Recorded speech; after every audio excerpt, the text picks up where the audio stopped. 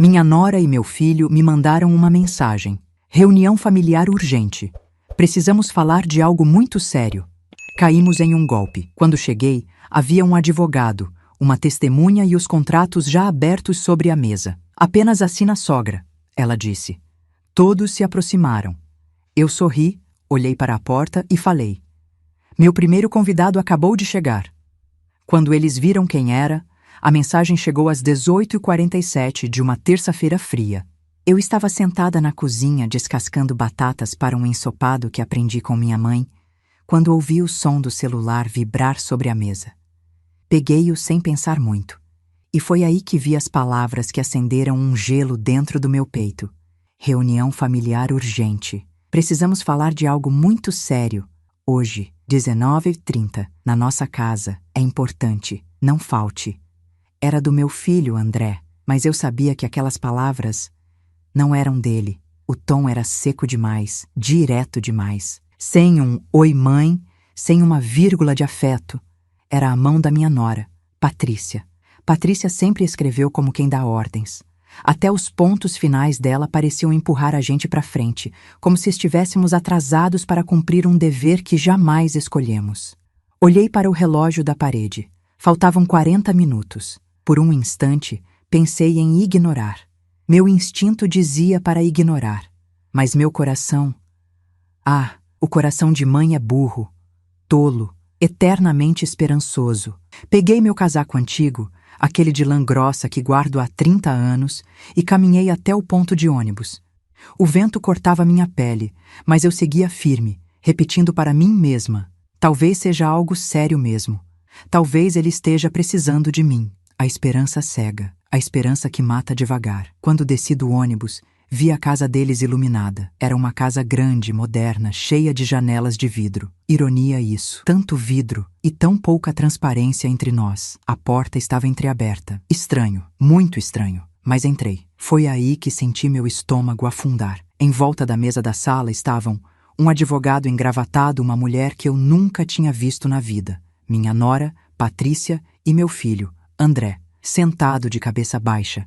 Na mesa, 3 contratos abertos e um pendrive. Foi como entrar numa emboscada. Fiquei parada na porta, como quem testemunha a própria vida sendo negociada sem permissão. Patrícia abriu um sorriso. Não era um sorriso de boas-vindas. Era um sorriso de vitória antecipada. Que bom que a senhora veio, dona Helena, disse ela, cruzando as pernas devagar, exibindo uma confiança que me deu náusea. Sente-se. Vai ser rápido. Não me movi. O que está acontecendo? André não me olhou, nem uma vez sequer. O advogado pigarreou. Estamos aqui para formalizar a transferência da casa onde a senhora mora para o nome do seu filho. É só uma assinatura. Procedimento simples. Minha visão escureceu por um segundo. A casa onde eu morava, a casa que comprei com meu marido falecido, que pagamos em prestações suadas durante 28 anos, eu sabia, eu sentia. Aquilo não era uma reunião, era um golpe.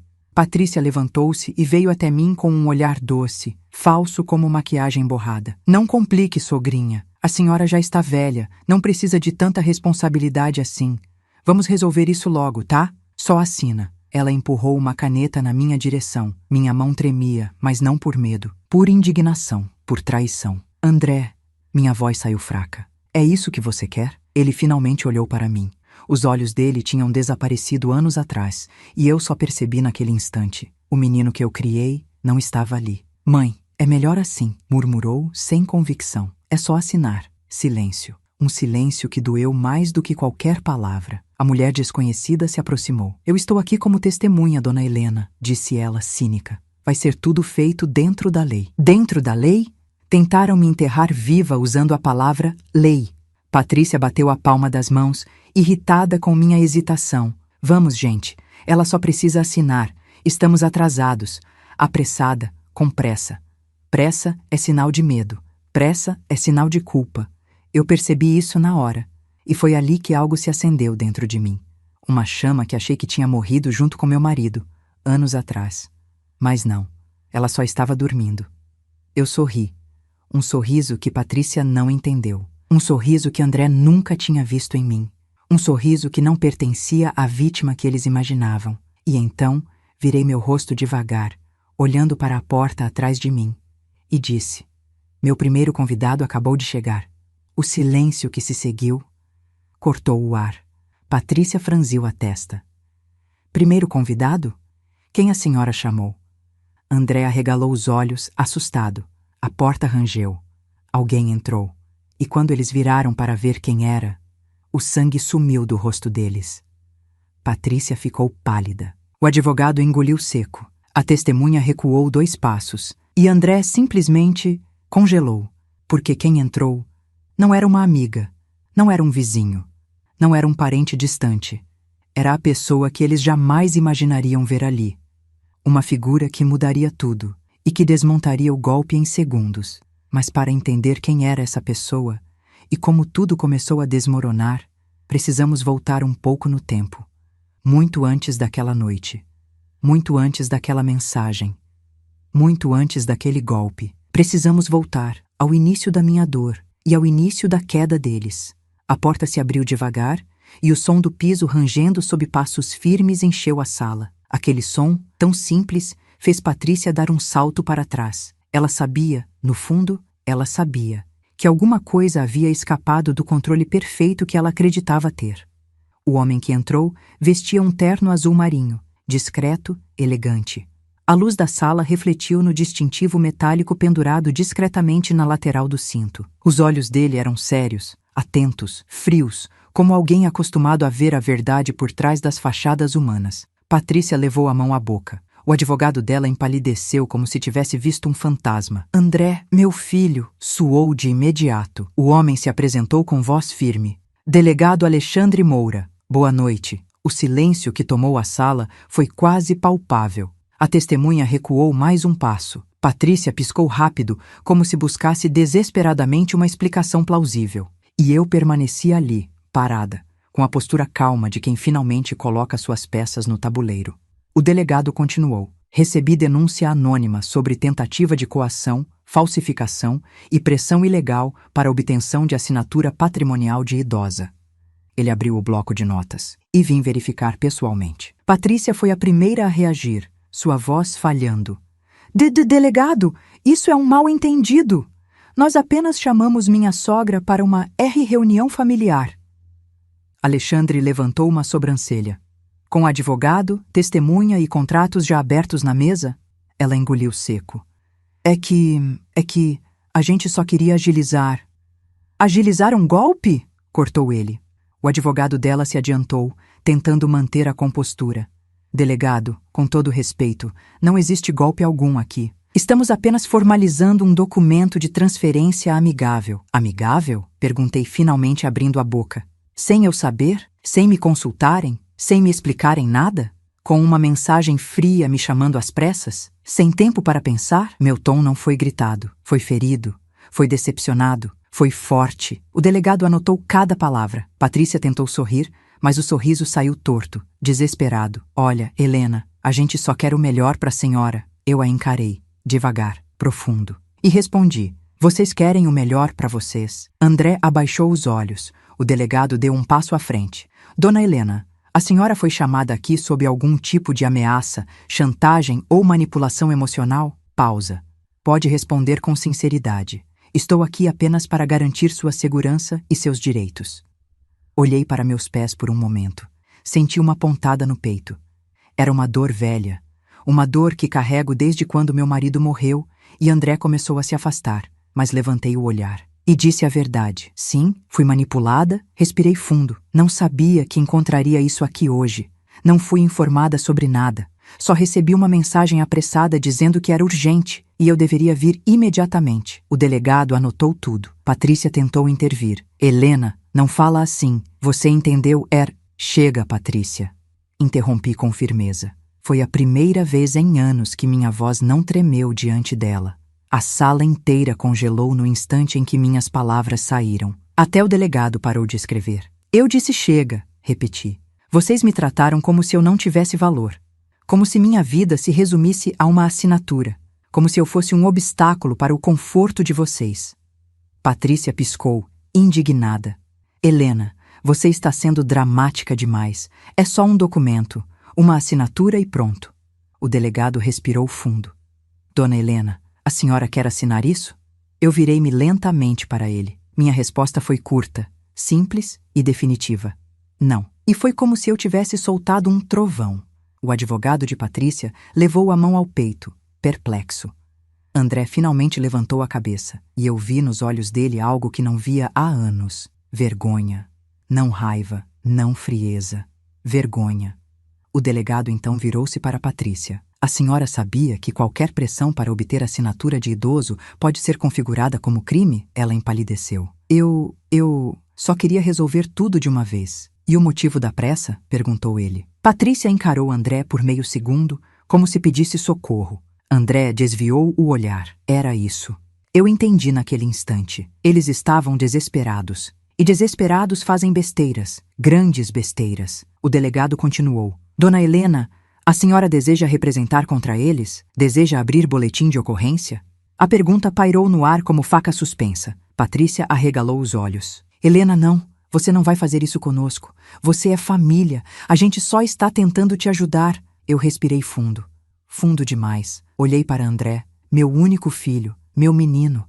A criança que carreguei no colo enquanto ele chorava por medo de trovão. O rapaz que eu abracei no enterro do pai. Ele evitava meus olhos, porque ele sabia a verdade. Porque lá no fundo, enterrado sob anos de distância emocional, André ainda existia.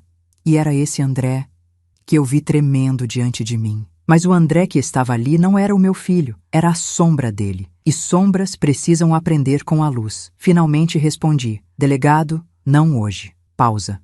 Mas quero que fique registrado. O delegado assentiu. Patrícia suspirou aliviada, mas cedo demais, porque eu continuei. E quero medidas protetivas, imediatas. Virei-me para Patrícia. Quero distância, quero paz, quero dignidade. Virei-me para André. E quero que você entenda que esse é o limite. Os olhos de André encheram de lágrimas. Ele abriu a boca para dizer algo, mas não conseguiu. O delegado fechou o bloco de notas. Tudo será registrado, Dona Helena. A senhora não está sozinha. Olhei para ele e sorri. Eu sei, porque finalmente não estava mesmo. Ele guardou o distintivo, recolheu os documentos espalhados, pediu cópia dos contratos e notificou todos que dali em diante qualquer pressão adicional seria considerada tentativa de fraude e coação. Enquanto ele se retirava, Patrícia esmurrou a mesa com raiva. Isso não vai ficar assim, gritou. Você acha que vai sair daqui como santa? Você acha que ganhou? Eu respirei profundamente e com a calma que só a maturidade oferece respondi. Eu não ganhei. Pausa. Vocês é que perderam a decência. Patrícia ficou sem voz, e naquela noite, pela primeira vez em muito tempo, vi meu filho olhar para mim não como alguém que ele podia usar, mas como alguém que ele finalmente temia decepcionar. Ali, naquele instante, começou a queda deles, e o meu renascimento. Quando o delegado saiu daquela sala naquela noite, deixando para trás um rastro de silêncio e constrangimento, eu senti meu corpo inteiro tremer. Não de medo, mas de libertação. Porém, enquanto caminhava até o ponto de ônibus, sozinha, com o vento gelado batendo no meu rosto, percebi que a ferida não tinha nascido naquele dia. Ela tinha sido aberta anos antes, tão devagar que eu nem percebi quando começou a sangrar. E é aqui que a história realmente começa. Eu me lembro da primeira vez que vi Patrícia. Ela entrou na minha casa com um vestido azul e um sorriso que brilhava mais do que o necessário. Um sorriso que não tocava os olhos. Segurava André pelo braço, como quem segura um troféu recém-conquistado. Dona Helena, ela disse, me abraçando sem me tocar. Eu estava tão ansiosa para te conhecer. Eu, tola, acreditei. Eu tinha 65 anos na época. Ainda carregava a saudade recente do meu marido, Joaquim, que havia partido apenas 2 anos antes. E ver meu filho trazendo alguém parecia uma promessa de continuidade, de que eu ainda faria parte da vida dele, ingênua, carente, carinhosa demais. 3 defeitos fatais diante de pessoas como Patrícia. Os primeiros sinais foram sutis, tão sutis que qualquer outra pessoa teria percebido, menos eu. Lembro da primeira vez que ela entrou na minha cozinha e disse, passando a mão sobre o fogão: Nossa, Dona Helena, a senhora ainda faz comida gordurosa? André tá tentando cuidar da saúde, sabe? Eu ri, achando que era brincadeira. Mas ela não riu. André, atrás dela, apenas suspirou, como quem já estava cansado de explicar quanto mais repetir. Naquele dia, guardei a panela de ferro que Joaquim amava e comecei a cozinhar mais leve. No dia seguinte, Patrícia olhou para minha toalha bordada, aquela que fiz quando André nasceu, e disse: "Isso é tão antigo, né? Vamos comprar coisas novas quando André e eu formos morar juntos. A senhora não se importa, né?" Eu disse que não. E naquele instante, um pedacinho de mim desapareceu. Pequeno, quase invisível, mas desapareceu. O tempo passou e Patrícia foi tomando espaço. Primeiro, começou a interferir nas minhas escolhas. Depois, a decidir por mim. Depois, a me repreender. E André, cada vez mais calado, cada vez mais cansado, cada vez mais distante, ia aceitando tudo. Ou melhor, ia permitindo tudo. Eu acreditava que era amor, que era adaptação, que era maturidade. Mas com o tempo entendi. Quando alguém ama, te inclui. Quando alguém controla, te isola. E Patrícia nunca quis ser minha família. Ela queria ser a única voz na vida do meu filho. A primeira grande ruptura aconteceu num almoço de domingo. Eu passei a manhã toda assando o frango que André sempre amou. Temperei como Joaquim me ensinou. Coloquei batatas, alho, cebola. Senti o cheiro invadindo a casa e quase chorei de saudade. Eles chegaram atrasados, como sempre, e Patrícia entrou falando alto no telefone. "Sim, mãe, eu sei, mas sogra é assim mesmo, junta tralha, acha que sabe cozinhar. A gente aguenta, né?" Ela percebeu que eu ouvi, e não pediu desculpas, nem desligou. André ficou vermelho, mas não disse nada. A dor que senti naquele dia não veio das palavras, veio da reação de André, ou da falta dela. Era como se eu estivesse desaparecendo aos poucos da vida dele, e ele simplesmente não lutava para me manter. Depois disso, tudo virou regra. Se eu comprasse algo para André, ela dizia que ele não precisava. Se eu ligasse para saber se estavam bem, ela atendia e dizia que estavam ocupados. Se eu pedisse para vê-lo, ela inventava compromissos. Eu comecei a me sentir estrangeira na vida do meu próprio filho. E ele, cada dia mais, se parecia com uma sombra da minha memória, não com o menino que criei. A humilhação mais dura veio no aniversário de André, 2 anos antes dessa história começar de fato. Eu cheguei com um bolo simples, o preferido dele, chocolate com cobertura de brigadeiro. Quando coloquei o bolo na mesa, Patrícia riu. "Ai, sogra, que coisa mais básica. A gente encomendou um mais profissional. Mas tudo bem, deixa aí no canto. Alguém pode querer. No canto. Meu bolo, meu carinho, minha tentativa." Fiquei calada, mas dentro de mim, alguma coisa rachou. A deterioração continuou, cada dia um pouco mais, cada gesto menos meu, cada afastamento mais cruel. Até que um dia, num almoço de família, Patrícia disse com todas as letras: "André, sua mãe devia aprender a ser mais moderna. Ela vive como se fosse 1950. Eu não consigo conviver com tanta limitação." Eu baixei os olhos e esperei. Esperei que meu filho me defendesse, mas ele apenas comeu em silêncio. E naquele dia, percebi. Meu silêncio era conveniência para eles. Meu amor era abusado. Minha existência era incômoda. Quando Joaquim morreu, deixou a casa no meu nome, e Patrícia soube disso antes mesmo de André ler o documento. Naquela época, ela me abraçou e disse: "A senhora não se preocupe, a gente vai cuidar da senhora." Mas não era cuidado, era cálculo, era antecipação, era interesse puro. Eu, cega pela dor do luto, não percebi. Mas hoje, olhando para trás, cada frase dela era uma peça de xadrez. E eu, velha, cansada, carente, era a peça mais fácil de derrubar. 6 meses depois, começou a pressão sutil. "Sogrinha, a senhora devia assinar uns papéis para deixar tudo organizado." "Sogrinha, e se acontecer algo com a senhora? Pense no André." "Sogrinha, essa casa é pesada para uma idosa." Idosa, eu, que ainda carregava sacolas de feira sozinha, que caminhava todos os dias, que cozinhava para 3. Mas para ela, eu era idosa quando convinha, e apenas quando convinha. O golpe daquela noite não tinha nascido na terça-feira. Ele nascido naquele almoço de domingo, naquele bolo ignorado, naquele desprezo constante. Patrícia não acordou um dia e decidiu me roubar. Ela me roubou em parcelas, pequenas, graduais, invisíveis. Primeiro minhas tradições, depois minhas rotinas, depois minha voz, depois meu filho. E por último, ela tentou roubar meu lar. Mas naquela noite, quando o delegado entrou pela porta, ela percebeu que esqueceu de roubar uma última coisa: minha inteligência. E isso seria a queda final dela.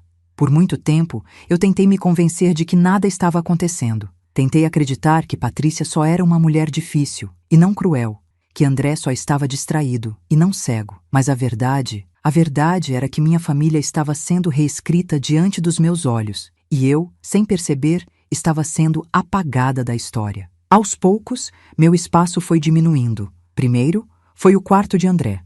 Virou o escritório da Patrícia. Depois, a sala. Virou ambiente moderno, onde minhas fotografias eram consideradas visuais pesados. Um dia, cheguei na casa deles e notei que o porta-retratos com minha foto, tirada ao lado do meu marido, não estava mais lá. Ah, ela disse casualmente. Tirei porque destoava da decoração. Mas relaxa, guardei numa gaveta qualquer. Numa gaveta, meu casamento, minha história, meu amor. Numa gaveta. André, por sua vez, ficava cada dia mais calado. Quando eu perguntava se estava tudo bem, ele respondia: "Tá, mãe, tá tudo bem." Mas a voz dele denunciava. Ele parecia andar sempre com pressa, sempre cansado, sempre ausente de si mesmo.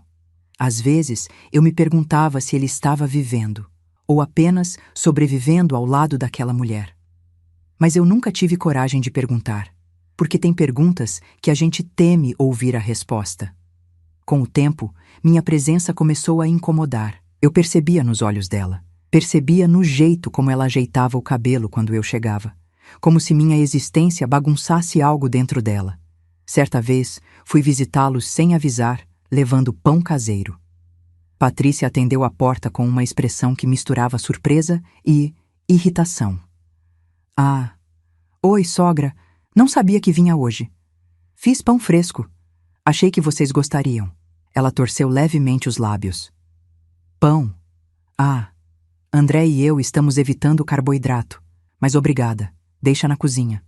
Eu entrei. A cozinha estava cheia de embalagens de comida congelada, refrigerantes, chocolates, mas o pão era o problema. Coloquei a forma sobre a mesa e me virei. A cozinha estava vazia. Ela sequer me acompanhou. Eu estava deixando pedaços de carinho numa casa que já tinha me expulso. Os aniversários passaram a ser frios. Eu presenteava André com camisas, livros, perfumes. Ele agradecia, mas colocava na sacola de presentes como quem guarda objetos sem valor. Eu voltava para casa caminhando devagar, me perguntando: será que ele gosta de mim ou só me tolera? É duro admitir isso. Dói em lugares que não têm nome, mas a verdade precisa ser dita. Eu era tolerada, e nada mais. Um dia, Patrícia deixou escapar a frase que parecia um aviso. "Sogrinha, a senhora precisa pensar no futuro. Sabe como é, né? Quando a idade chega, tudo muda. Melhor já ir se organizando." Eu gelei. Organizando o quê? Ah, essas coisas de casa, bens, herança. Essas coisas chatas. André é seu único filho. Merece tudo certinho. Ela sorriu. Mas o sorriso dela era uma faca. André estava na sala, ouvindo, mas não interferiu. E foi ali, naquele instante, que senti minha alma tremer pela primeira vez. Porque eu entendi. Ela não queria uma família. Ela queria controle. Controle sobre André. Controle sobre a casa. Controle sobre a propriedade. Controle sobre mim. E André já tinha sido tomado. A pior parte aconteceu num domingo nublado. Eu estava almoçando na casa deles, ou melhor, tentando, quando Patrícia disse: "André, olha isso. Sua mãe ainda usa esse celular velho. Deve ter coisa aí que nem funciona mais." Ela se virou para mim. "A senhora devia trocar, ou melhor, devia deixar o número para a gente gerenciar. É mais seguro." Eu senti um arrepio. Gerenciar meu celular? Eu não respondi. Apenas sorri, educada, como sempre fiz. E André, de cabeça baixa, comendo devagar, sequer percebeu a violência daquela frase. Ou percebeu e fingiu não perceber. O que dói mais? Não sei. Mas tudo mudou de verdade num dia comum. Eu cheguei em casa cansada, com o corpo pesado pelas emoções acumuladas, e encontrei um envelope enfiado por baixo da porta. No início, pensei que era propaganda, Mas quando abri, meu mundo parou. Eram documentos, minhas contas, meu nome, meus dados pessoais, tudo impresso. E um bilhete. Só assinar, sogra. Deixe o resto com a gente. É para o seu bem. Eu tremi tanto que deixei o envelope cair no chão. Foi ali que percebi que o golpe não ia começar. Ele já tinha começado, e eu estava caminhando direto para a armadilha com os olhos fechados. No dia seguinte, recebi a mensagem da reunião urgente. E entendi.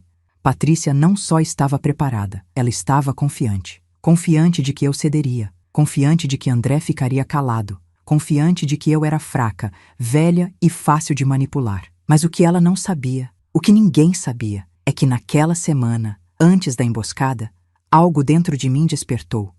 Um instinto que eu não sabia que ainda existia. Um senso de proteção profundo. Uma dignidade adormecida por anos de silêncio. E foi esse instinto, essa força que renasceu, que me fez tomar uma decisão que mudaria tudo. Eu fiz uma ligação. Uma única ligação. Para alguém que Patrícia jamais imaginaria. Para alguém que sabia reconhecer abuso, pressão, para alguém que conhecia a lei melhor do que qualquer advogado dela. E foi por causa dessa ligação que naquela noite, quando eles se aproximaram para me forçar a assinar, eu pude olhar para a porta, sorrir e dizer: meu primeiro convidado acabou de chegar. Quem entrou não foi só o delegado, foi o símbolo do fim deles e do meu recomeço. Quando cheguei em casa naquela noite, depois da intervenção do delegado, dos olhares pálidos de Patrícia e da vergonha estampada no rosto do meu filho, fechei a porta com uma calma que não sentia há anos. Minhas mãos ainda tremiam, mas não de medo, de libertação. A imagem deles tentando me encurralar com contratos, mentiras e manipulação queimava dentro de mim como ferro quente. Mas a presença do delegado, aquela presença, derrubou não apenas o golpe. Ela derrubou a ilusão de que eu era fraca. Peguei meu casaco, retirei as chaves da bolsa e me sentei na cadeira perto da janela. A casa estava silenciosa. Silenciosa como um quarto depois de uma tempestade. E foi ali, olhando para o vazio da sala, que percebi. Eu não fui atacada apenas por Patrícia. Eu fui atacada por tudo que deixei passar. Por anos, ignorei microagressões. Por anos, silenciei insultos disfarçados. Por anos, aceitei desprezos para não perder meu filho. Eu me diminuí, me curvei, me calei. E por quê? Por medo de ficar sozinha. Mas a verdade dura, crua, brutal, é que eu já estava sozinha havia muito tempo, só faltava admitir. E naquela noite, eu admiti. Tomei banho devagar, enxuguei o rosto demorado e olhei para o espelho. No reflexo, não vi uma idosa frágil. Vi uma mulher sobrevivente, com marcas, sim, com rugas, claro, mas com uma força silenciosa que ninguém mais via. Até agora. Foi aí que tomei a decisão que mudaria tudo. Não esperaria o próximo golpe. Eu agiria antes. Andei até a cozinha, preparei um café forte e sentei no balcão com meu caderno azul, aquele que comprei na papelaria da esquina semanas antes, quando senti que minha vida precisava de novas páginas. Abri o caderno na primeira folha limpa e escrevi: Plano de Proteção e Liberdade. Helena Duarte. Pela primeira vez na minha vida, eu escrevia um plano para mim. Não para meu marido, não para meu filho, para mim.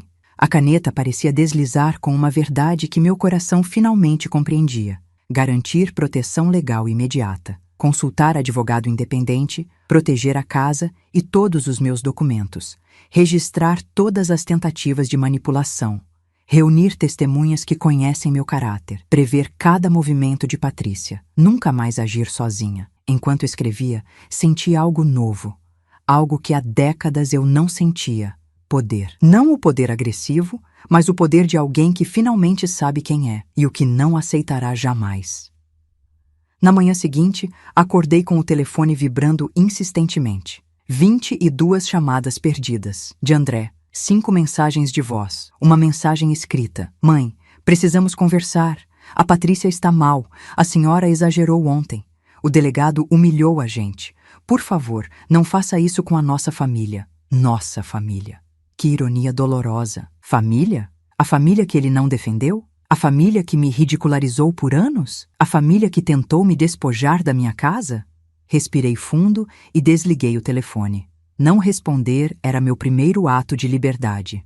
Às 8 horas, recebi outra mensagem, desta vez um áudio da voz chorosa de André. Mãe, por favor, atende. A Patrícia está dizendo que a senhora quer acabar com a gente. Mãe, por favor. Por um momento, meu coração tremeu.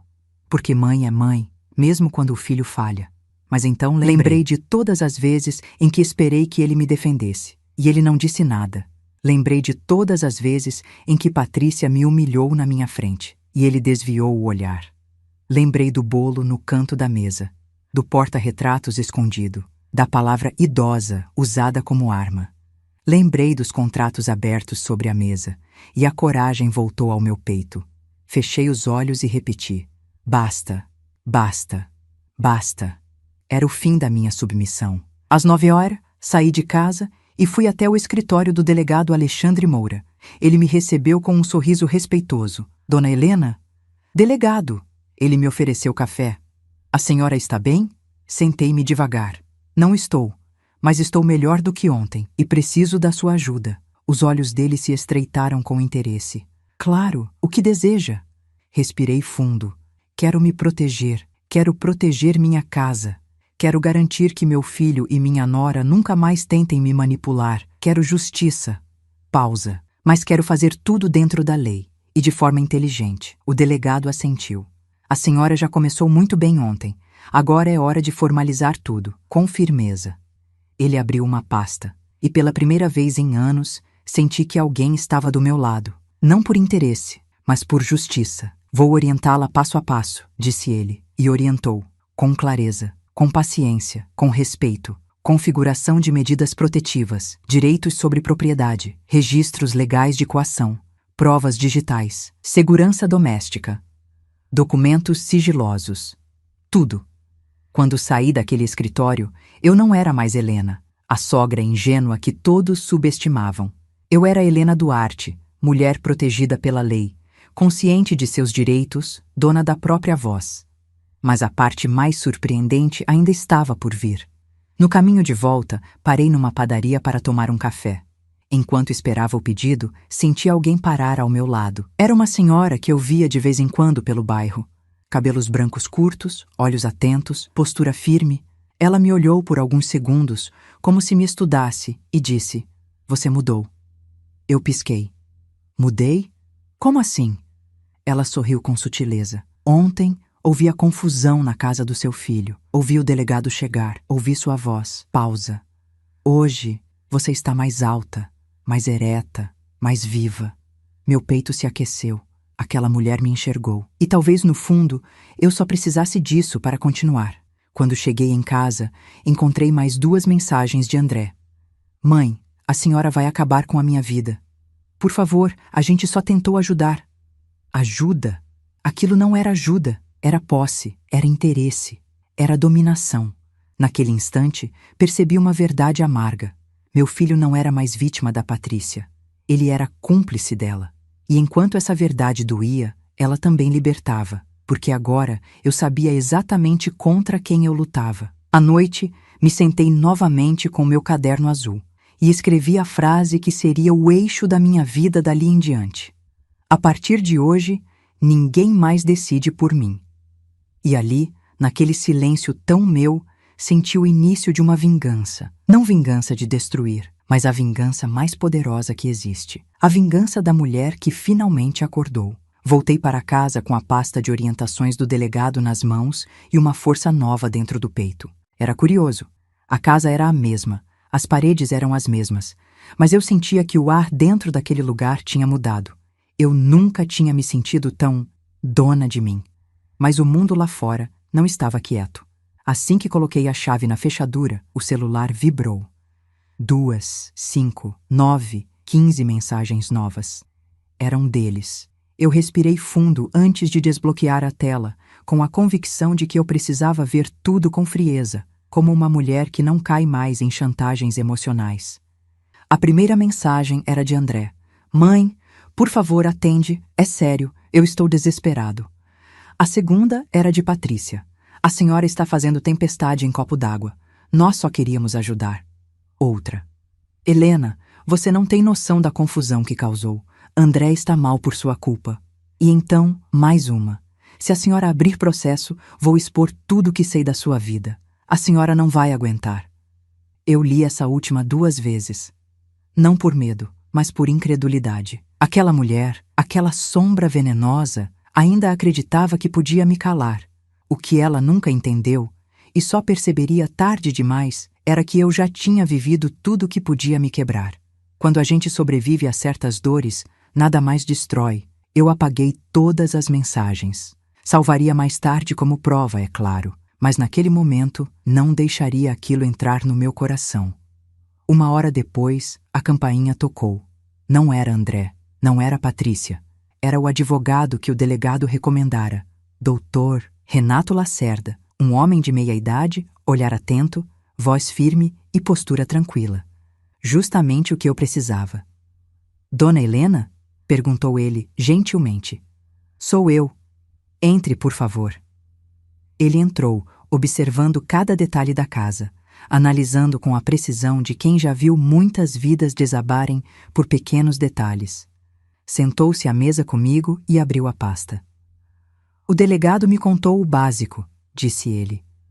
Mas quero ouvir da senhora, do seu jeito, sem pressa. Eu contei tudo. Do início, desde o bolo ignorado no aniversário, desde a toalha antiga retirada da mesa, desde a primeira humilhação sutil.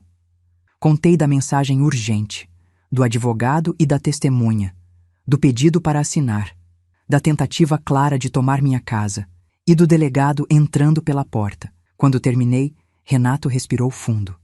Dona Helena, o que tentaram fazer com a senhora é crime. E não crime pequeno. É grave.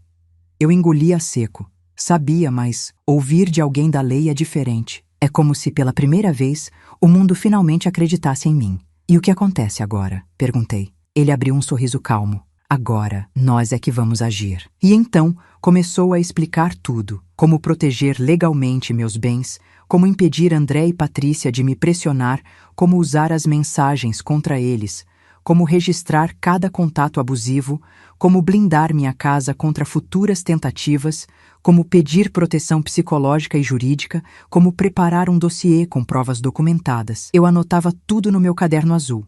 Cada linha escrita era um pedaço da minha liberdade sendo devolvida. Quando Renato se levantou para ir embora, olhou para mim com uma expressão séria. Eu preciso que a senhora esteja preparada, disse ele. Preparada para quê? Ele hesitou, e então disse. Patrícia não vai desistir tão fácil. Pessoas como ela, quando perdem o controle, atacam mais forte.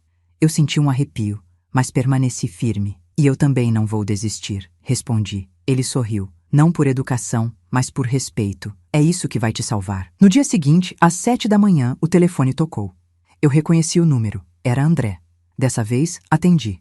O silêncio do outro lado durou 5 segundos.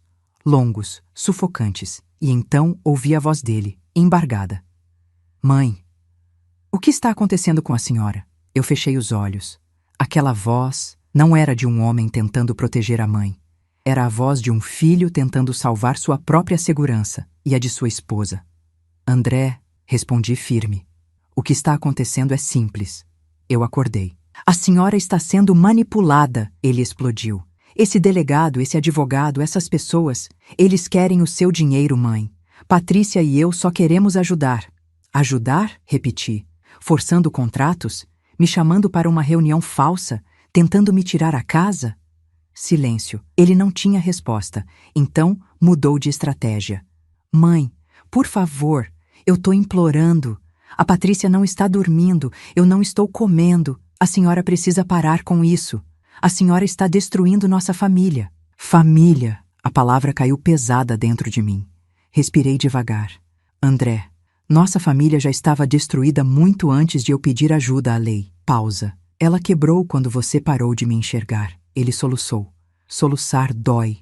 Soluçar de filho dói mais. Mas verdade é verdade. E eu continuei. A partir de agora, eu me protejo e você vai ter que aprender a viver com isso. Mãe, eu te amo, ele disse num sussurro. Fechei os olhos. Eu também te amo, André. Pausa.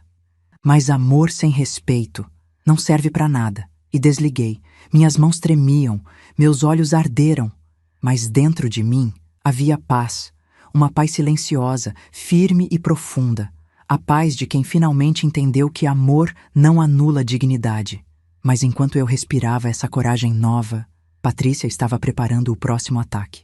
O mais baixo, o mais cruel, o mais desesperado. E quando ele viesse, eu precisaria estar pronta. E eu estaria, porque naquele dia eu deixei de ser apenas Helena. E me tornei Helena Duarte, a mulher que finalmente escolheu ficar ao lado de si mesma. O dia seguinte à conversa com André amanheceu silencioso demais. Era estranho, um silêncio que não traz paz, mas que avisa, que sussurra, que alerta, como se o mundo estivesse se preparando para me contar algo. E contou. Às 9h pouco da manhã, o interfone tocou. Dona Helena, disse a voz do porteiro. Tem alguém aqui embaixo querendo falar com a senhora. Uma mulher. Eu sabia quem era, antes mesmo de perguntar. É a Patrícia? Houve uma pausa curta demais para ser casual. É sim, Dona Helena. Meu estômago se revirou. Patrícia estava ali, no meu prédio, no meu espaço, na minha fronteira. E não tinha vindo para pedir desculpas. Eu respirei fundo, muito fundo, apoiando as mãos na mesa para firmar as pernas. Não deixe subir, respondi firme. Diga que estou ocupada. Mas a voz do porteiro voltou hesitante. É que ela insiste muito. Disse que vai ficar aqui até a senhora atender. Claro que sim. Patrícia nunca aceitou limites. Ela os ignorava, os ultrapassava, os destruía. Desliguei o interfone com as mãos frias, mas com a mente quente, quente de lucidez. Peguei meu telefone e fiz a única coisa que realmente precisava fazer. Liguei para o advogado. Doutor Renato? Dona Helena, aconteceu algo? Respirei fundo. Ela está aqui, no meu prédio. Está insistindo para subir. Do outro lado, o silêncio não foi de susto. Foi de confirmação. Eu avisei que isso aconteceria, ele disse. Pessoas como ela não aceitam perder controle. Pausa. Não abra a porta, não desça. Vou para aí imediatamente. E desligou. Meu coração batia alto, mas não como antes. Não com aquele ritmo descompassado de quem teme. Era um bater firme, constante. O bater de alguém que enfrenta. Patrícia tocou o interfone mais 2 vezes. O porteiro me avisou que ela estava falando alto, tentando transformar o saguão do prédio em palco. A senhora vai descer ou quer que eu continue aqui? Disse ela na última tentativa, com aquele tom de deboche mascarado de doçura. Eu ignorei. Sentei-me na poltrona, peguei meu caderno azul e tentei me concentrar nos meus próprios pensamentos. Mas então, às 9h32, ouvi algo que nunca imaginei ouvir. A voz da Patrícia, alterada, chorando. Helena, ela gritava do térreo. Por favor, me escuta, eu estou desesperada. Eu fechei os olhos, porque eu sabia, não era desespero verdadeiro, era estratégia, choro de manipulação, choro teatral, choro de quem percebe que a presa escapou, e quanto mais fraca a presa parece, mais forte o predador tenta rugir. 15 minutos depois, o interfone tocou novamente. Era o porteiro, aflito. Dona Helena, desculpe incomodar, mas ela está perturbando os outros moradores. Está chorando, dizendo que a senhora está doente, que precisa de ajuda, que não quer sair daqui até falar com a senhora. Aquela frase, dizendo que a senhora está doente, fez algo dentro de mim ferver. Patrícia não estava apenas me pressionando. Ela estava tentando me desacreditar, transformar-me em alguém incapaz, frágil, confusa, uma mulher que ninguém ouviria. Um alvo fácil, e naquele momento, meu medo virou raiva, raiva justa, raiva de quem foi silenciada por tempo demais. Às 9h50, ouvi o portão se abrir e passos firmes ecoando no saguão. O advogado chegou. Olhei pela janela, e lá estava ele. Doutor Renato caminhando até Patrícia, que estava sentada no banco da recepção, segurando o rosto, chorando como uma atriz em teste de elenco.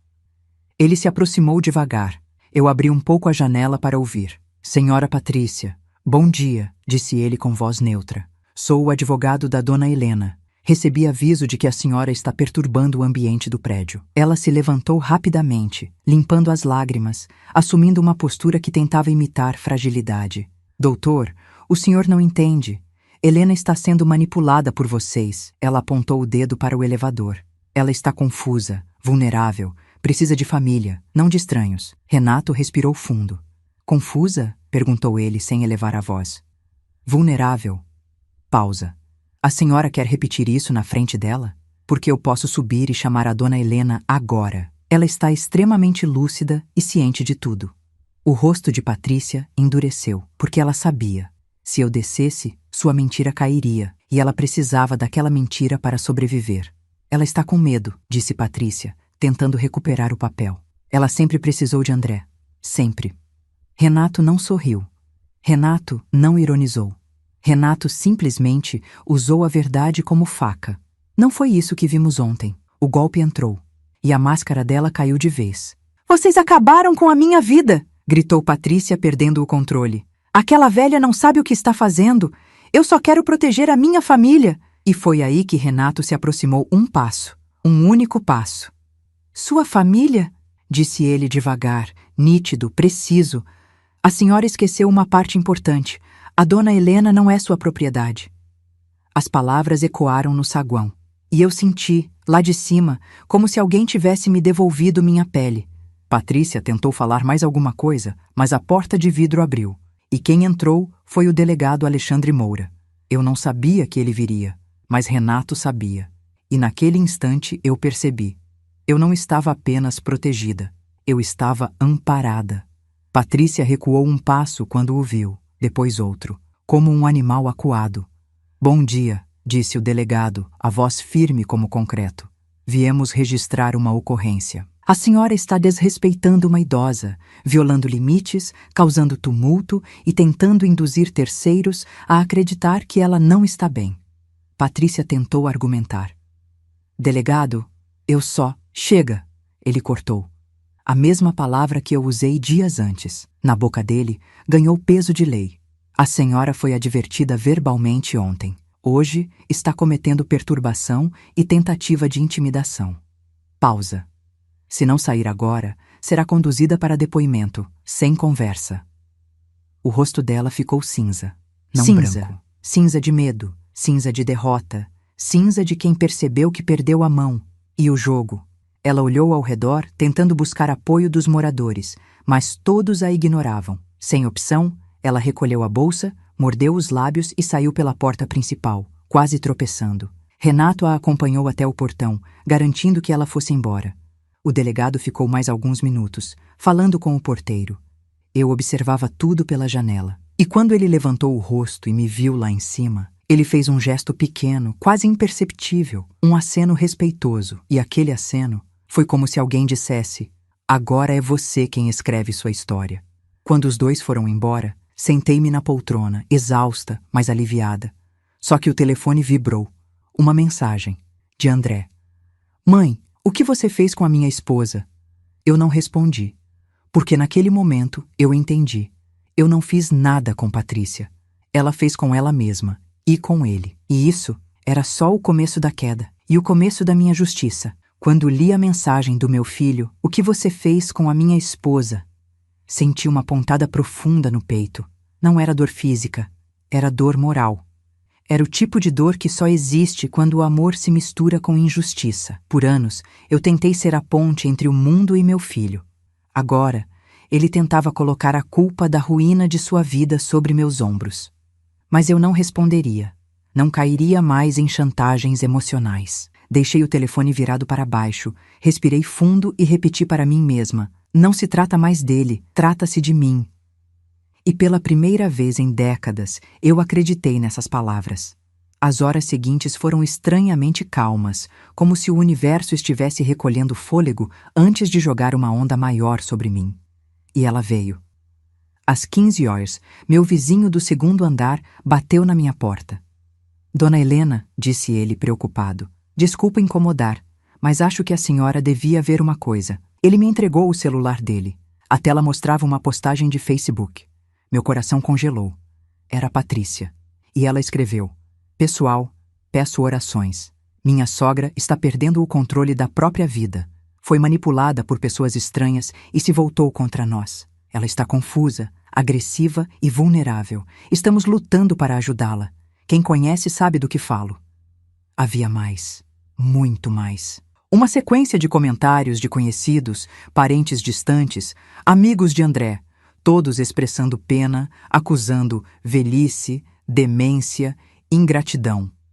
E a pior parte, uma foto minha, sentada no banco de um parque, com o olhar perdido. A legenda dizia: olhem como ela está. Isso não é a Helena que conhecíamos. Meus olhos arderam, porque aquela foto não era um retrato de confusão. Era um retrato de solidão. Uma solidão que eles mesmos tinham criado. Foi quando percebi. Patrícia tinha subido o nível do jogo. Agora, ela queria destruir minha reputação. Queria me transformar numa mulher incapaz. Queria preparar terreno para tentar me interditar. Era isso. Interdição. O golpe maior. A grande jogada. O ataque final. Ela não queria apenas minha casa. Ela queria meu nome, minha voz, minha vida. Eu respirei fundo, buscando dentro de mim algo que eu não sabia se ainda existia. Força. E ela veio. Não como explosão, mas como uma brasa quente que se recusa a apagar. Peguei o telefone e liguei para o Dr. Renato. Ele atendeu no primeiro toque. Dona Helena, boa tarde. Aconteceu algo? Minha voz saiu firme, apesar do tremor por dentro. Ela está tentando me destruir publicamente. Ele suspirou. Um suspiro que não era de surpresa, era de confirmação. Me envie as capturas de tela. Agora. Enviei tudo. Em segundos ele respondeu. Ela cometeu um erro grave. Isso já se enquadra em difamação, calúnia e abuso moral contra a idosa. Pausa. Isso vai acelerar o processo. Do jeito dela para baixo. Ele pediu que eu esperasse em casa. Fique tranquila, disse ele com voz firme. Hoje ainda tomaremos providências. Às 17, recebi ligação do delegado Alexandre Moura. Dona Helena, estou indo à casa do seu filho neste momento. Eu quase deixei o telefone cair. Indo? Agora? Sim, Patrícia ultrapassou o limite. Houve denúncia pública ofensiva e tentativa de criar narrativa de incapacidade. Isso é sério, gravíssimo. E agora posso agir com mais força. Meu coração disparou. O que vai acontecer? O que a lei permite? Respondeu ele, seco. Advertência formal, registro compulsório, retirada da postagem e possibilidade de instauração de ação criminal. Pausa. E talvez mais. Talvez mais. Essa frase ecoou dentro de mim como aviso e promessa. Sentei-me na poltrona, esperando, com as mãos frias e o peito aquecido pela certeza de que eu não estava mais sozinha. Às 18h25, meu telefone tocou. Era um áudio de voz do delegado. Meu coração bateu mais rápido. Apertei o botão. A voz dele estava séria. Dona Helena, estou finalizando o procedimento. Patrícia chorou, gritou, tentou negar tudo, tentou se fazer de vítima, mas tivemos que aplicar medida corretiva. Pausa. Ela foi obrigada a remover a postagem na nossa presença. Eu fechei os olhos e deixei o ar sair devagar. Ele continuou. E mais, ficou determinado que ela está proibida de fazer novas publicações sobre a senhora. Qualquer violação resultará em multa e abertura de processo criminal imediato. Silêncio. Meu coração, pela primeira vez em dias, desacelerou, mas o áudio não tinha acabado. E então veio a parte mais inesperada. Ah, e André? Pausa longa. André desabou. Literalmente. Chorou na minha frente. Disse que não sabia que Patrícia tinha ido tão longe. Disse que não imaginava a postagem. Disse que não queria prejudicá-la. Meu peito apertou, porque eu conhecia aquele choro. Era o choro de um homem dividido entre a esposa e a própria consciência. Ele pediu desculpas, continuou o delegado, e pediu para falar com a senhora. Mas eu disse que só será possível quando for conveniente para a senhora. Eu senti os olhos marejarem, não de tristeza, mas de reconhecimento. Meu filho, pela primeira vez, sentiu o peso do que estava fazendo. O delegado encerrou o áudio com uma frase simples. A senhora não está mais no escuro, dona Helena. Agora, eles é que estão. E eu desabei. Desabei num choro silencioso, profundo, cheio de tudo que eu engoli por anos. Um choro de alívio, de luto, de libertação, de renascimento. Naquela noite, quando me deitei, senti uma coisa que há muito tempo eu não sentia, segurança. Mas também senti outra coisa. A guerra ainda não tinha acabado. Patrícia ainda tinha armas, ainda tinha manipulação, ainda tinha André, parcialmente. Mas agora, eu tinha a lei, eu tinha aliados, eu tinha força e, finalmente, eu tinha a mim. A queda dela havia começado, e não pararia mais. Acordei no dia seguinte com um peso diferente no peito. Não era tristeza, não era medo, era pressentimento. Aquele tipo de sensação que mulheres maduras aprendem a respeitar, porque raramente está errada. O sol mal tinha tocado a janela quando o telefone tocou. Era o delegado Alexandre Moura. Atendi com a respiração presa. Dona Helena, preciso avisá-la antes de qualquer coisa. Pausa curta. Hoje vai ser um dia difícil. Meu coração apertou. O que aconteceu? Patrícia não aceitou a advertência, não aceitou a remoção da postagem, não aceitou a derrota. Outra pausa. Ela está preparando algo. Fechei os olhos. Claro que estava. Pessoas como ela não perdem. Elas tentam destruir o tabuleiro inteiro. O que exatamente? A voz do delegado ficou mais tensa. Recebemos denúncia de que ela pretende entrar com um pedido de interdição parcial da senhora, alegando incapacidade emocional. Um silêncio gelado tomou conta do meu corpo. Interdição. A pior arma que alguém pode usar contra uma mulher idosa. É tirar sua voz, sua autonomia, seu direito de existir. Mas é mentira, sussurrei. Eu sei.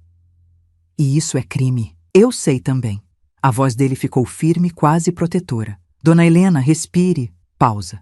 Ela está desesperada. E pessoas desesperadas sempre cometem erros fatais. Abri os olhos devagar. E qual vai ser o dela?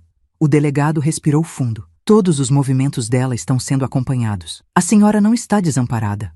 Pausa. E Patrícia está cavando a própria ruína. Quando desliguei o telefone, minhas mãos estavam frias. Fiz café para tentar me acalmar, mas mal consegui beber. Sentei-me na mesa com meu caderno azul e escrevi. Ela quer me interditar. Eu não vou permitir. Está na hora da virada. Eu não sabia exatamente como a virada aconteceria, mas sabia de uma coisa. Eu não seria mais vítima da história. E o destino queria me provar isso naquela mesma manhã. Às 11h, o telefone tocou de novo. Dessa vez, o nome que apareceu na tela fez meu coração parar por um segundo. André. Eu poderia ignorar, poderia desligar, poderia bloquear, mas atendi. Porque, apesar de tudo, ainda havia um fio entre nós. Um fio desgastado, machucado, mas existia. Mãe, a voz dele tremia. Eu preciso falar com você. Fale, André. Silêncio. Um silêncio carregado de culpa, peso e medo. A Patrícia está dizendo coisas. Ele respirou fundo, como quem tenta segurar lágrimas. Ela disse que a senhora está desequilibrada. Disse que quer te proteger. Disse que você não está bem da cabeça. Meu peito queimou. E você acredita nisso? Perguntei sem elevar o tom. Outro silêncio, mais longo, mais doloroso. Eu não sei o que acreditar, ele finalmente disse, com voz de menino perdido. Você parece diferente, mãe. Você está mais firme, mais decidida, mais dura comigo. Eu nunca vi você assim. Fechei os olhos. Ele não entendia. Não porque não podia, mas porque nunca precisou.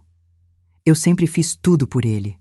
Sempre amaciei o mundo antes de entregar. Sempre escondi minhas dores para não pesar os ombros dele. E agora, quando eu finalmente me colocava em primeiro lugar, ele confundia dignidade com desequilíbrio. André, falei com calma. Eu não estou diferente. Eu acordei. Silêncio. Ele fungou. A Patrícia disse que vai lutar pela gente, que vai mostrar que você está sendo influenciada, que se for preciso, vai pedir ajuda da justiça. Meu estômago gelou. Ela já estava armando a interdição. André, falei firme. Ela não está lutando por vocês. Pausa. Ela está lutando pelo controle. A respiração dele ficou pesada. Mãe, eu estou com medo. Aquilo me doeu, porque apesar de tudo, ele era meu filho e estava preso numa teia que ele mesmo ajudou a tecer, mas que agora estava sufocando. André, minha voz ficou suave. Filhos nunca deveriam temer as próprias mães. Pausa. Mas deveriam temer perder a própria consciência. Ele chorou. Chorou grandes lágrimas de homem quebrado. E antes de desligar, disse: A Patrícia saiu de casa agora. Ela disse que ia resolver tudo de uma vez. Mãe, por favor, se cuida. Algo dentro de mim travou. Patrícia tinha saído. Para onde? Para quê? O pressentimento voltou mais forte, como um trovão silencioso. Algo estava prestes a acontecer. Algo grande. Algo decisivo. Às 12h15, recebi uma mensagem do advogado. Não saia de casa, estão tentando algo, já estou indo. O medo subiu pela minha coluna. Sentei-me no sofá, apertando as mãos, olhando para a porta como se ela fosse explodir a qualquer momento. E então, às 12h28, a campainha tocou. 1, 2, 3 vezes. Não era o toque de alguém comum. Era o toque de quem está com pressa, de quem está desesperado, de quem está pronto para atacar. Eu caminhei até a porta devagar, sentindo cada músculo do meu corpo tremer, mas não de fragilidade, de alerta, de sobrevivência. Encostei o olho no visor, e o que vi fez meu coração bater tão forte que eu recuei um passo. Não era Patrícia, não era André, não era o delegado, não era o advogado. Era uma mulher que eu nunca tinha visto, com uma pasta nas mãos e expressão séria. E então ela gritou: Dona Helena, estou aqui em nome da Patrícia e do André. É sobre sua capacidade mental. Precisamos conversar agora. Meus joelhos fraquejaram. Eu sabia o que era aquilo. Era o golpe final. A tentativa desesperada de interdição. Mas o que ela não sabia, o que ninguém sabia, é que naquele exato momento, atrás dela, descia do elevador um homem que mudaria tudo. E quando ele abriu a boca, o rosto da mulher ficou pálido como papel, porque aquele homem não estava ali por acaso. Ele estava ali por mim. A mulher desconhecida, com a pasta apertada contra o peito, continuava batendo na minha porta como quem tenta arrombar a alma de alguém. Dona Helena, abra! Isso é sério! É sobre sua capacidade mental! Aquela frase dita assim em voz alta, no corredor de um prédio cheio de vizinhos, foi a agressão mais cruel que Patrícia já arquitetou. Minha respiração ficou presa na garganta. Eu estava a um passo de desmaiar, não por fraqueza, mas pela violência silenciosa daquele ataque. E então, o elevador ao lado dela se abriu. Um som suave, um clique metálico, um sopro de destino. A mulher continuou falando sem notar nada. Estou aqui a pedido da sua família. Eles só querem te proteger. Proteção, a palavra mais falsificada do mundo. Mas enquanto ela gritava, o homem que saiu do elevador caminhou até ela com passos lentos, firmes, carregados de autoridade. Era como ver um filme em câmera lenta. Ele se aproximou, parou atrás dela e disse com a voz mais calma, e ao mesmo tempo mais destrutiva, que eu já ouvi: A senhora não vai conversar com ninguém, porque eu sou o perito judicial responsável por avaliar a dona Helena, e eu não fui chamado, fui convocado, por mim mesmo. A mulher virou-se tão rápido que quase derrubou a própria pasta. Perito? Mas eu tenho documentos. A Patrícia me chamou. Ela disse que a sogra. Ele ergueu a mão, pedindo silêncio, e naquela hora, até o ar pareceu parar. Patrícia não tem autoridade para solicitar avaliação alguma sem processo aberto, disse ele com precisão cirúrgica. E o que ela tentou fazer é crime. O rosto da mulher empalideceu completamente. Ela finalmente entendeu a gravidade da situação. Mas eu só vim cumprir uma tarefa. A senhora veio cumprir um golpe, respondeu o perito sem alterar o tom. E isso já foi informado ao delegado Alexandre Moura, que está a caminho neste exato momento. Eu senti minhas pernas amolecerem, não de medo, de alívio, porque naquele instante vi que tudo aquilo tinha um propósito maior do que eu imaginava. O perito virou-se para mim através do olho mágico da porta. Dona Helena, a senhora está aí? E estou... Respondi com a voz embargada. Não abra por enquanto. Sua segurança é prioridade. Eu encostei a testa na porta e fechei os olhos. Respirei o ar mais profundo da minha vida. A mulher, desesperada, tentou argumentar. Mas eu tenho aqui a solicitação assinada. Eu tenho a autorização do filho. Ele disse que ela estava confusa, que o perito a encarou com uma frieza que congelou o corredor. Assinatura de familiar, sem laudo, sem protocolo, sem pedido aberto no Ministério Público. Vale tanto quanto um papel em branco. Pausa. A senhora está participando de uma tentativa de fraude contra uma idosa lúcida. A palavra lúcida caiu como um martelo no chão. Eu senti meu coração inflar dentro do peito. Ela tentou de novo. Mas eles disseram que ela não lembra das coisas, que ela anda confusa, que ela precisa ser protegida deles mesmos. Aquilo doeu, mas não como antes. Não como um ataque. Doía como constatação. Meu próprio filho estava tão perdido que começou a usar as armas da esposa contra mim. O perito respirou fundo. Vou repetir pela última vez. Saia deste prédio. Pausa. Ou a senhora responderá criminalmente. A mulher começou a tremer. Guardou os papéis rapidamente, derrubando metade deles no chão, e fugiu pelo corredor. E justo quando ela virou a esquina, o elevador abriu novamente, e de dentro saiu o delegado Alexandre Moura. Ele caminhou até a minha porta, olhou o perito e depois olhou para onde a mulher tinha fugido. Foi ela? Perguntou o delegado. Foi, respondeu o perito. Tentativa de interdição fraudulenta. Pausa. Patrícia passou dos limites. O delegado assentiu. Preparei tudo. Vamos registrar como tentativa de coação, difamação agravada e manipulação para obtenção de incapacidade. Pausa. Hoje, ela cai. Meu coração bateu forte, mas pela primeira vez bateu com força de quem sabe que merece justiça. O perito olhou para o delegado. E o filho? Está vindo, respondeu o delegado. Mandou mensagem dizendo que precisava falar com a mãe. Pausa. E pelo tom, acho que a verdade finalmente chegou até ele. Meus olhos se encheram de lágrimas. Não porque eu queria ver André sofrer, mas porque, finalmente, ele veria quem Patrícia realmente era. E ver a verdade, às vezes, dói mais do que qualquer golpe físico. Minutos depois, ouvi passos correndo pelo corredor. Passos tensos, nervosos, desesperados. André apareceu diante da porta, e pelo olho mágico, vi algo que nunca imaginei ver na vida. Meu filho chorando como uma criança, com o rosto vermelho, os olhos inchados, a respiração quebrada. Mãe, mãe, abre a porta, por favor, pelo amor de Deus. Eu olhei para o delegado. Ele fez um gesto afirmativo. Respirei fundo e abri. Quando a porta se abriu, André desabou nos meus braços. Literalmente, ele caiu de joelhos no chão, segurando minha saia, a cabeça encostada no meu quadril, chorando com soluços que vinham de um lugar que eu não conhecia mais. Mãe, me perdoa. Me perdoa. Pausa. Eu não sabia. Eu juro que não sabia que ela ia tão longe. André, levante, pedi, tocando seus cabelos. Ele chorava tanto que quase não conseguia respirar. Ela me enganou, mãe. Ela disse que era para te ajudar, que você estava estranha, que estava vulnerável, que estava velha demais para cuidar de tudo. Minhas lágrimas caíram sobre sua cabeça, porque eu sabia que, embora culpado, ele também era vítima da mulher que escolheu amar. Ela disse que você não lembrava das coisas, que estava confundindo datas, nomes. Pausa. Ela usou as coisas que você me contou sobre sua tristeza depois da morte do pai.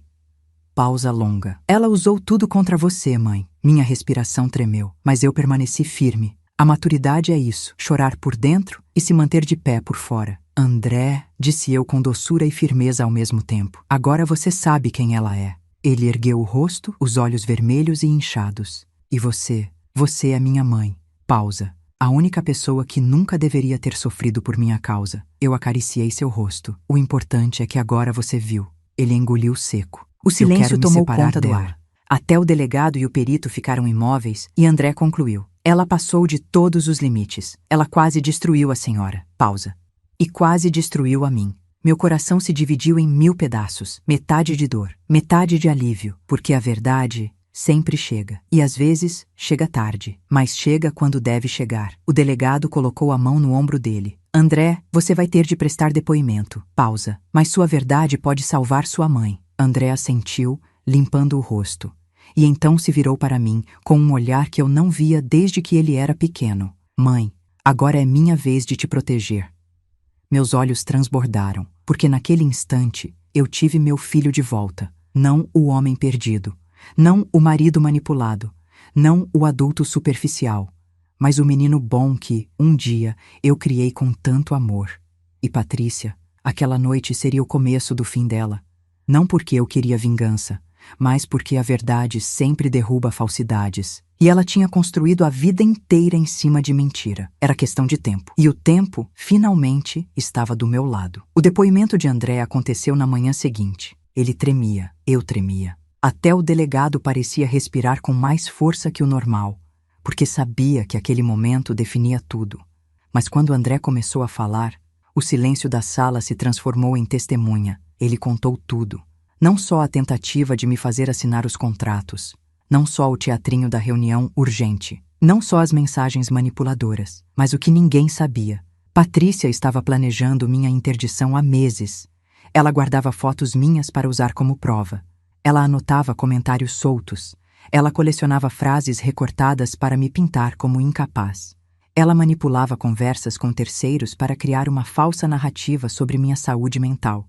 E André, chorando diante do delegado, confessou: Eu nunca tive coragem de impedir. Eu sabia que era errado, mas ela sempre me convenceu de que a senhora precisava de ajuda, de que a senhora estava ficando confusa, de que era para o seu bem. O delegado escreveu tudo, cada palavra. Ao final, ele olhou para André com seriedade paternal. Filho, amar não é obedecer, amar é proteger. Pausa curta. E você não protegeu sua mãe. André chorou. Chorou em silêncio. Eu senti o coração apertar, mas não como antes. Dessa vez, era um aperto de cura. Porque a verdade, quando dita por quem nos feriu, liberta, mesmo que doa. Naquela mesma tarde, a polícia bateu à porta de Patrícia. Ela estava com as malas prontas. Talvez para fugir, talvez para recomeçar o plano em outra cidade. Mas não teve chance. A advertência virou denúncia formal. A denúncia virou processo. E o processo virou o início da queda dela. As acusações: coação, difamação agravada, tentativa de interdição fraudulenta, manipulação emocional de idosa, tentativa de fraude patrimonial. Ela tentou gritar, tentou mentir, tentou culpar André, tentou culpar a mãe, tentou culpar a mim. Mas quando não restam inimigos externos, só sobra o espelho. E o espelho dela nunca foi generoso. Os dias que se seguiram foram estranhamente tranquilos. André foi morar temporariamente na casa da irmã. Me ligava todos os dias, às vezes só para perguntar se eu tinha comido.